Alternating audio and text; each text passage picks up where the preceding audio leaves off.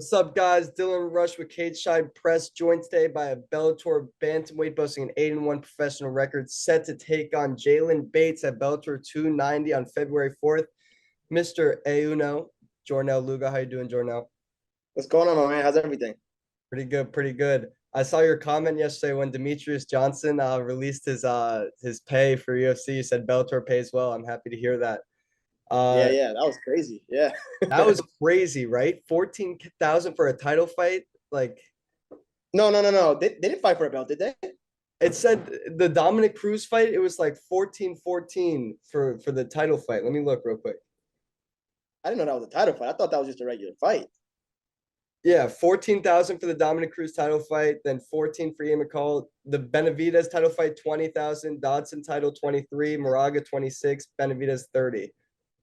Oh, wow. I didn't know those were title fights. All title fights, bro. That's crazy. Crazy. Wow. Wow. So Damn. I gotta ask you, Jornel. First things first, you're coming off your first defeat. A lot of times that's a very crucial moment in a fighter's career. What are some things you learned, some of the takeaways from that first defeat? I learned a lot, man. I just had to go in and readjust and revamp my entire game. It was important that I lost the way I did, especially though, because had I lost like a close fight, maybe I wouldn't have made all the adjustments that I needed to make. But the way I lost, how I lost so dominantly, it really made me. It was alarming. Like, hey, you need to go in there and fix things. You need to revamp your entire style. So, like over the last 9 months, I've just been um, asking questions, learning, studying, going with different people, revamping my entire game, and not only just my skill set, but also the cardio portion of it as well, and also like just the mindset. Like I've really literally had to go in there and just change a lot of things around. In the last 9 months, you've also revamped your social media. You have a great presence on social media. A lot of inspiring messages you put out there. What is one central message that you hope to get across to your following on Instagram and on Twitter? I just look to be a good influence, man. I look to like, I mean, while I'm trying to be a good influence, it's a lot of the things that I speak about are things that people are going to disagree with and dislike me for, you know? So like, just for example, like let's say if the average man wants to sow his wild oats as a young man and he thinks it's smart to like go out there and have fun and party, I'm there to say, hey, it's actually not smart. You'd be better off having a wife and having children to keep you on track so you can stay focused on what you need to focus on, as opposed to being a young single man and acting a fool out there, you know? So the whole idea for me is just putting out a message out there that's different than typical message that you would usually hear in music videos and on TV and things like that. Well, I appreciate that. I really do. I really do gain some, learn some stuff from you from these messages. I'm not gonna lie. Jaylon Bates, you were supposed to fight him. What was it? Was it the November card? Was it in 18th of Chicago? November. And what happened Yep. with did he withdraw? Was he injured or? No, I think it was like medical complications. Some way for whatever reason, the medicals got a lot more difficult. Like we used to be able to get our eye work done by an optometrist, and now you have to get your eye work done by an ophthalmologist. Like they got real strict out of nowhere. Like they're not even like accepting. Like if you can't get it, you're not fighting. You know, so like they got really strict with that. So I think something just went wrong. He might have just got the wrong. I'm assuming he got the wrong type of person to do his eye work. And because of that, he didn't get cleared and the fight didn't happen. That's what I'm assuming. I remember back, I don't know, like a year ago, you were fighting more in Dublin. It was one of the first times I ever asked a question at a press conference. And I read a tweet of yours back to you when you said that the worst part of being a fighter is getting your medicals done. I remember that. Yeah, Now, you know what though? Maybe I'll just be lazy. Because now that I think about it, like, look, it's not a big deal. Like, I was really just started to think about this the other day. I'm like, why do I always freak out when I have to get my medicals done? It's just because I don't want to go do it. Because I noticed how easy it is. You literally go on Google, you type in what you need, look up the doctor's office number, you call them, you go in and you get it done. It's easy. But in my mind, I'm just like, I don't want to go out of my way. I don't want to do that. I'm just being lazy. It's not hard. makes sense.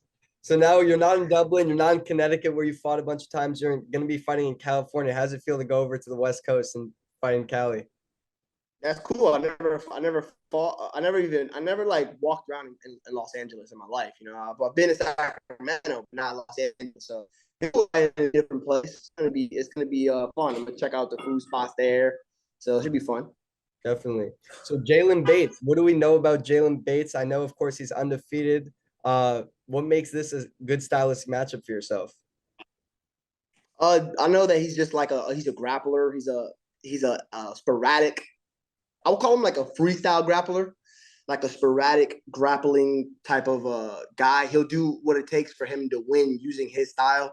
He can strike and stuff like that, you know, but he's more so just like the best way I could describe him is a sporadic freestyle grappler. He's a little funky, you know. He's doing things in there that might not look so technical, so sharp on the feet, but he's effective with it, you know. And he has good heart. He has the will to win. So he's a good fighter. So this is going to be a good matchup. Definitely.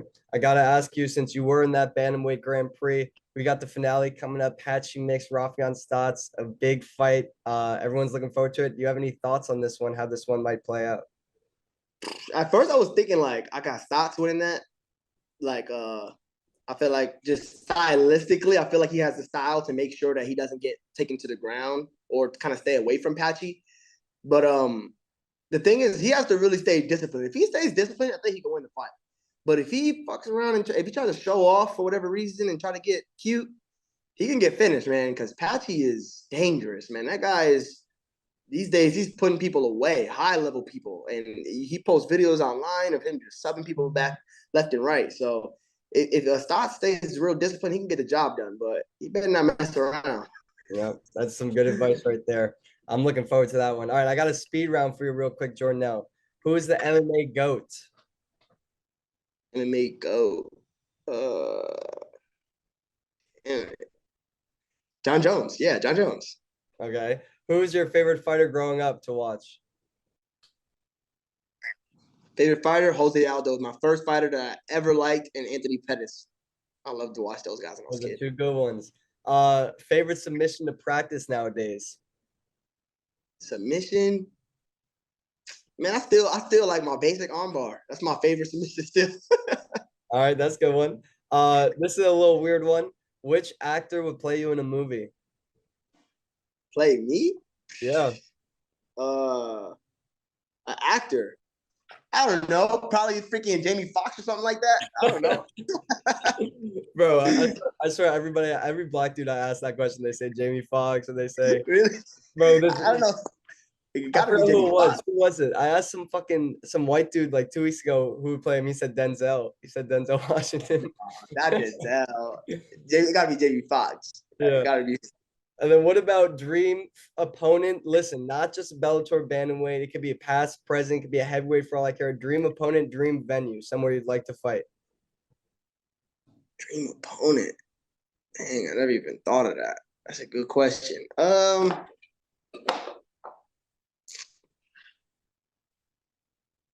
Henan Barrow back in his prime, back when he was on that winning streak, in Vegas. I think that would have been a good matchup. I feel like because he was just such a scary guy. Do you remember when he was a champion? Like he was scary. Everybody was so afraid of him.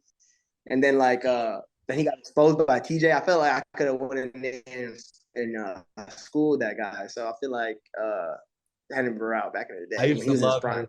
Yeah, I used to love Henan. All right, I just got Cool. one last one for you. I know you're fully focused on this fight ahead. It's a big one. February 4th, Bellator 290. But what can we expect to see from Jornel Lugo in the year 2023? What do you expect from yourself? Maybe how many fights and what are you expecting to achieve this year? I want 3 fights this year. I'm thinking maybe this one and then one more out of the rankings, and then the third one probably get me back in the rankings. And I got to start fighting the best guys. You know what I'm saying? So probably two more probably outside of the rankings, and then that third one get me back in. It might be a quick turnaround, but if Bellator goes back to Hawaii, you're trying to go back to Hawaii maybe in late Yeah, April? I want to go. Yeah, I want to go. Hope you guys had some fun. All right. Thank you, man. I appreciate it.